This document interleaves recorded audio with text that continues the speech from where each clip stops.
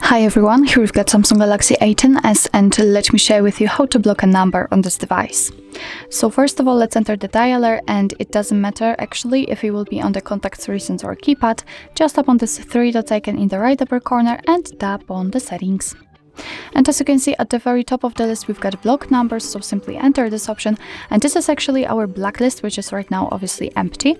And we've got three different ways using which we can add a phone number to a blacklist. We can add it manually just by tapping on this area. And as you can see, we've got the keypad, and we can simply tap on this plus icon here in order to add the phone number. We had also the information that from now on you won't receive any incoming calls or text messages from this number. What's more, we can add it from the recents or contacts, so just tap on this option, you will be transferred to your contact list, and you will be able to mark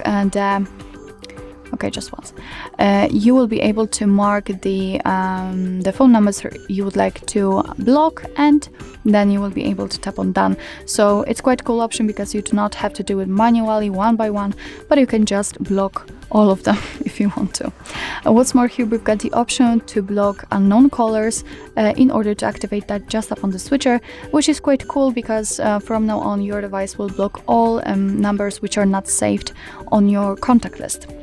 Obviously, you can turn it off whenever you want to.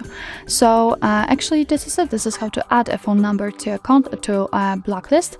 You can also remove it just by tapping on this minus icon right next to it. And here you've got also the information that from now on, obviously, you will receive incoming calls and text messages from it.